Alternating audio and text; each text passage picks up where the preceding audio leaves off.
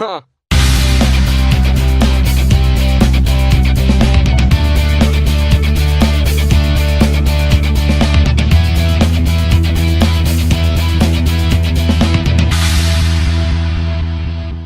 Hey guys, it's Dane at Jonah Guitars, and I got a brand new build series I'm going to start uploading.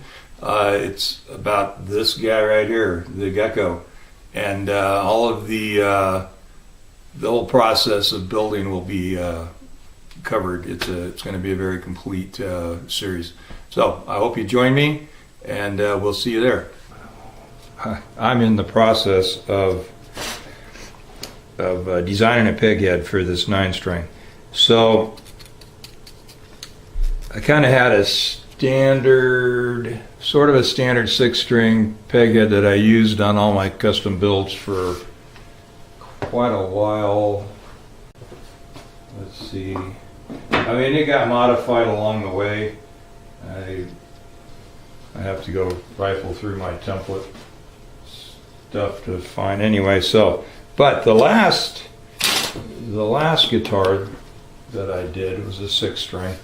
It was this. It's a 4 and 2, and there and there.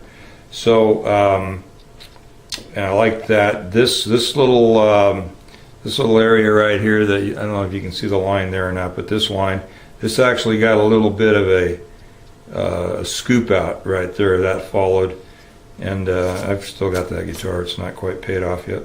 I don't know, I'll bother, but this was a little recess right here, so it just gave the headstock some other dimension. It was a tip back, right? So it's like 10 or 13 degrees tip back, and then that was the design. So it kind of started with this same idea, traced it here on this board, transferred my center lines through, and I like a straight string puller, as straight as possible, even though I've mentioned before this is just a fixed bridge, but I kind of just always think straight, especially on your wound strings. It really helps with not getting the ping. You know, I mean, I'm a proponent of cutting your net, properly, and the right size. Make sure the bottom's round, and then even use a little bit of net grease, and you shouldn't have any issues with that. But the Gibson style, and then we're going to look at this picture again here. Gibson style, you come off these two center strings, the D and the G, and because of the way the headstocks are designed, they come out square. You get a lot of turn or angle on the string off the nut. Plus, you get the downward. So you've got this double. You got an outside, sideways, and then down also. So you kind of get this little tight turn right here. So it's not unusual on those to get a little nut ping. But there again, if you file the nut well and you lube it, typically that takes care of the issue. Now I've got that washburn sitting right there. Yeah, the strings aren't tight on it, so you can't really tell. Okay, so 9 strings. So I figured I'm going to need, I got to have 5 or 6 on one side and then 3 or 4 on the other side. So I decided to go 5 strings on top. Now that peg head I just showed you actually had straight string pull on all 6 strings because of the angle, the spacing of the pegs. This particular spacing is 1 3/8 up here. Now I have an old Fender neck template from Tellys I've built, and these you can, laying right here parallel to the other neck, you can see there's quite a bit of difference in the top of the peg head on the angle. Now Fenders are straight string pull, straight through, and there again it wasn't really critical on Telecasters, but when they started using the trums on the Strats, it became a real crucial thing. straight string pull, relatively little neck angle. The neck doesn't have an angle, the peg head doesn't have an angle, it's flat, but the string's still angled down. But it's fairly light compared to some of the Gibsons and other guys that don't have straight string pull. So anyway, you can see that this angle is different. The reason this angle is different is because the holes are closer together. And if you've ever had to order tuners for a Fender style instrument, you get the minis. They're in line obviously too, but they're minis, and so the buttons are smaller. Here's a kind of a standard guy right there. Now, I only have 3 of these tuners because I had these. I replaced a set of tuners, and these were actually the ones that were bad on the guitar. The other 3 went to a cigar box build, just a 3-string. So, but if you get the idea. Now this is problem is these are backwards, so it's hard to say, but her offset. How could I really know? Well, these tuners. So we center the pegs, even though they're the opposite direction. These buttons would be hitting each other if they were lined up the same. So you got to use mini machines with this severe of an angle, because the spacing has to be closer so that the string pull is straight across the neck. So I figured out the straight string pull when I laid this headstock out, and to achieve that with this angle, 1 3/8 apart, which is a pretty standard spacing. What I've discovered, I will reach over to this Washburn and measure this. The Washburn is a fuzz over 1 3/8, probably about 1 7/16. But so 1 3/8. Can't do it on this side. Okay. 1 3/8. 1 3/8. So we're pretty good. Got plenty of clearance between the buttons on a standard size machine. That's what I'm planning on using on this one. So the top side was just the repeat of the other peg head, except the other peg head stopped right here because there was only four machines on top, so you had these 4 holes, and then that little doodaddy thing that was going on there. Now I could have just done this in a straight line. This little arch just adds, a little style to the thing, and there again, I kind of figured out where things had to be, and then I just did a radius, and I transferred that radius up to where the holes are. This just freehanding, getting something that is, to my eye, that was visually pleasing. So the other thing you have to worry about when you're doing this sort of thing is having your, besides getting a straight string pull, is getting your tuners to clear one another. I actually cut a hole. It was like the first guitar I built, well, first custom, and you're always trying to figure stuff out.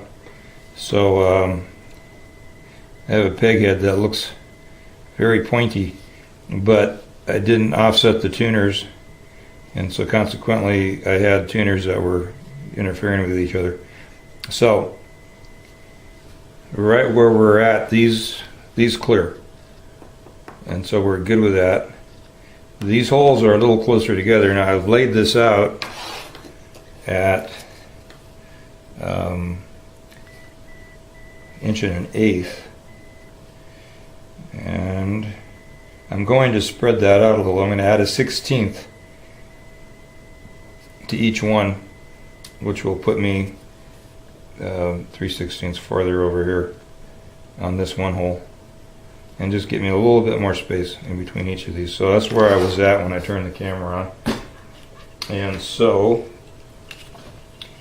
I'm going to do that.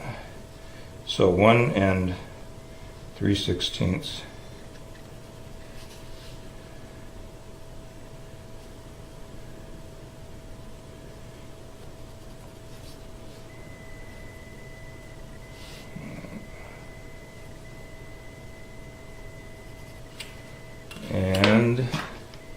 These pegs on these tuners are, well, they're just shy of 1/4 inch, and so I'll just circle trace the inside of that net. Gives me about the right dimension. That way I can kind of lay the strings out and see where they'll be intersecting the posts at. I'm a little off center in one direction on this, but probably wouldn't have mattered for this part of it. Anyway, so I also started out a little farther back here, but I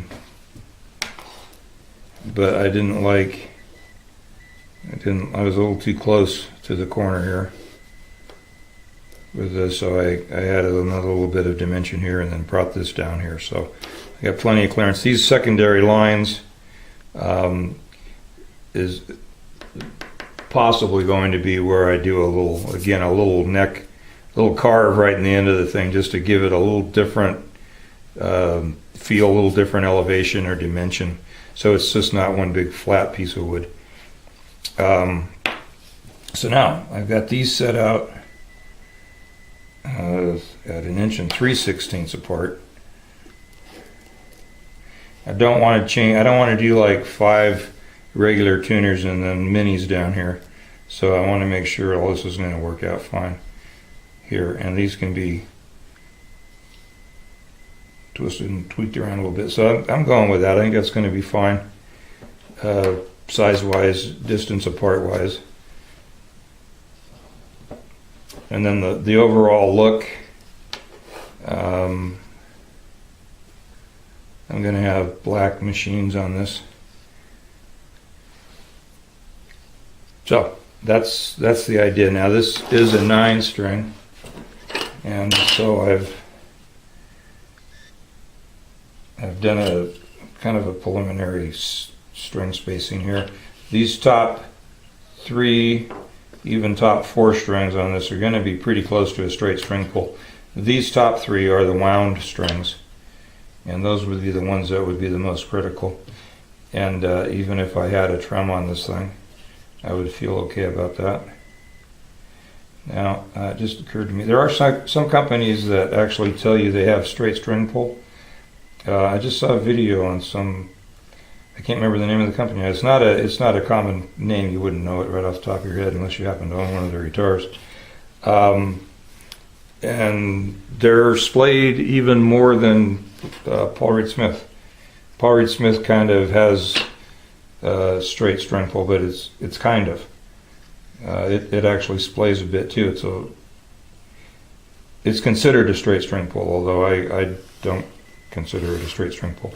So you can see that these 4 strings, this is my center line. So as it lays out, this one's perfect. These are just slightly off, but they're straight enough that they would certainly be considered straight. And then we got one more down here. Now this is going to be, oh, that's on that side of the peg here. We changed sides. So that guy's pretty straight as well. This is the first double pair of strings. So these are my G's. And then, so these, and the reason I do this and I actually take the time to lay my string line out is so that I know that I'm not fouling strings with the tuner, so that if I have to do something and rearrange it a little bit, this one here might be just a tad close. Yeah, that looks like I might have an issue, so I might have to work that out a little bit. Well, it's close, but I'd probably live. So the only way I'm going to get that string to go that way is to bring this edge up, right?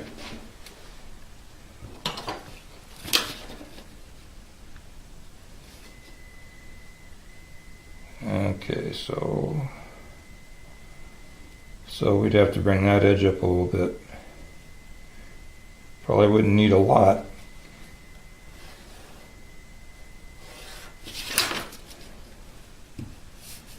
But as we bring that edge up, then we're going to bring this tuner up. And that tuner was already almost hitting the other tuner over here.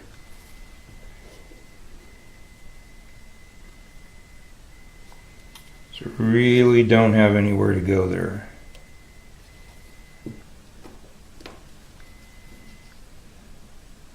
Yeah, so I'm short of, well, pushing it back. Even if I shorten the spacing between the holes again, it's still going to run afoul of this guy. So I think that I'm probably at a place where I'm going to settle for that. It's not actually touching this. I'm just thinking of string lines on here, and so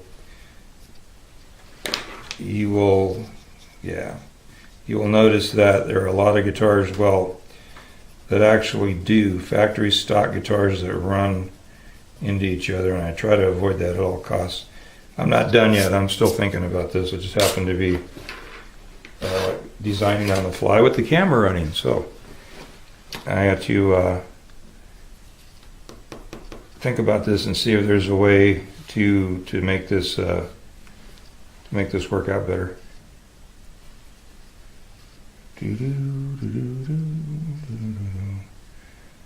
All right, well, I'm going to think about this. I'm going to scribble some more and erase some more stuff, and I'll bring you back in when I settle on what I'm going to do. This may very well be it. There's nothing, I don't know if you can see how close that is in the camera, but it's close, but it's not touching.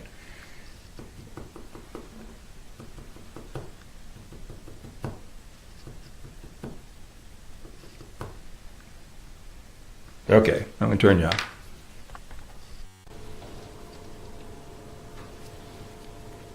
All right, so I did I don't know if you can see, let's see.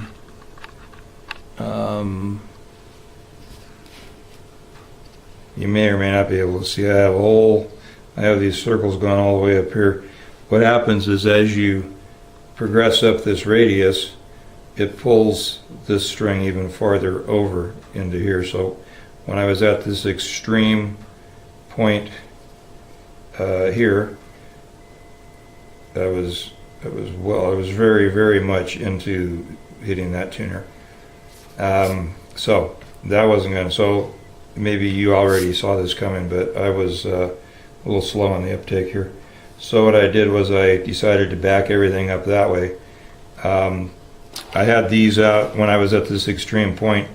These things were pretty much, I had it kind of like that, and they would have fit, but it would have, you know, it's pretty cramped looking. And so pulling this back to this location and that location, we're good. We got a lot of clearance on it. It's looking like it's, I just keep bumping them after I get them where they go. So no problem there. And then of course as you come down they get farther and farther away, no problem. What I did was, I moved, this is where I was starting out before, so I moved this tuner back, and then I actually have 1.25 inches between each of these. These are 1 3/8, so there's a better better spacing here now. We can actually just go right on the edge there, so we can make sure that I'm seeing where I'm at.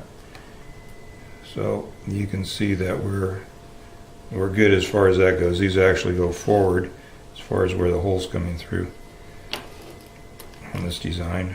So there you go.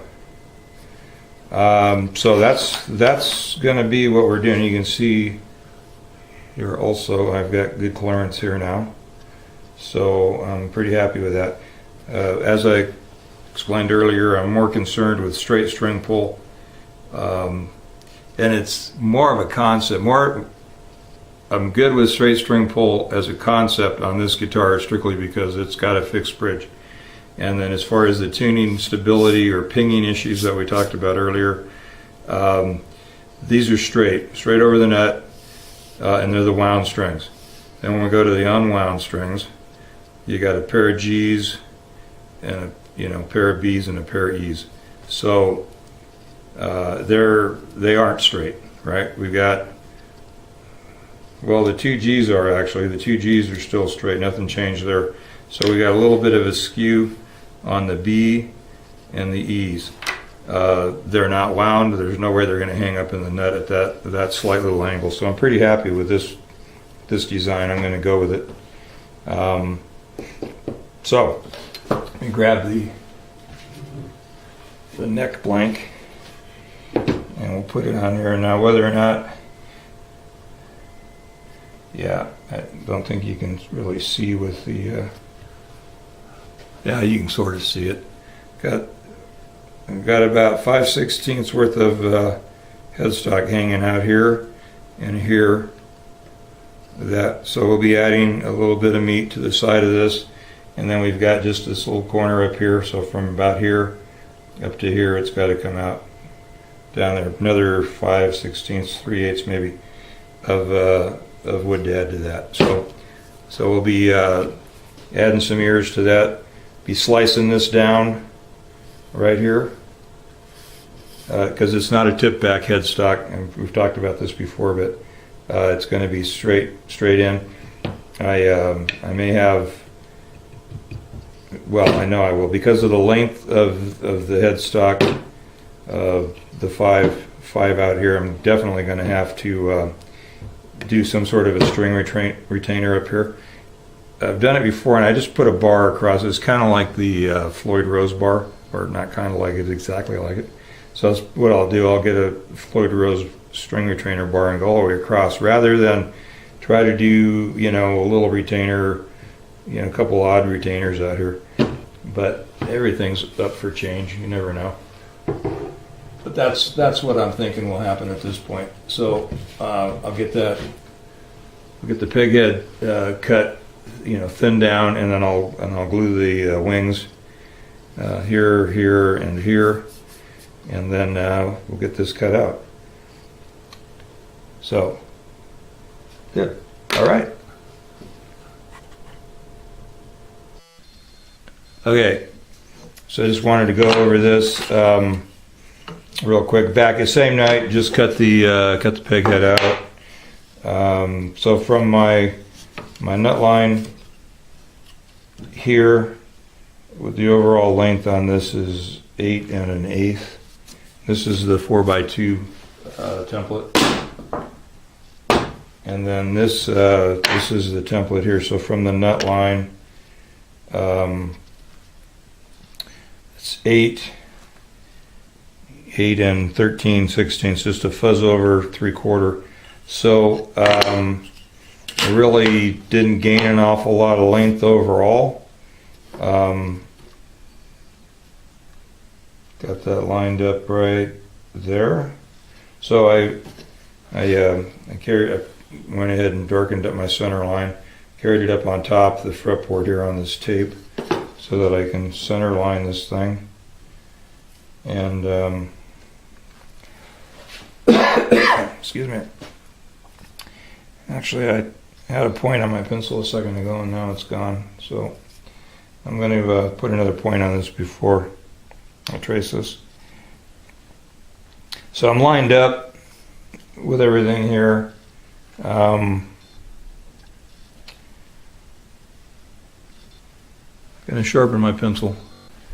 Okay, pencil is sharp, and so center lines are all matched everywhere. We're good. This is going to be removed, and I haven't decided yet. I probably will cut this shape before I thin it, although it'll be a lot easier to cut. It'd be a lot easier to thin it while it's more blocky like it is. And so obviously, because this angle's down, I only have to put a little bit of an ear here for that part, and underneath here I'm actually shy of the neck all the way across. I'm actually almost right here, I'm almost there. So that would be very, very thin right there. Yeah, I mean, it doesn't matter. But I'm going to have to just glue a filler all the way across this section. Anyway, so, and that's what it's going to look like. Down there. All right, cool. That's it. I got to glue some wings on, or cut this one or the other, and then glue wings on. But we'll figure out what I'm doing. I'm done for the evening, and see ya.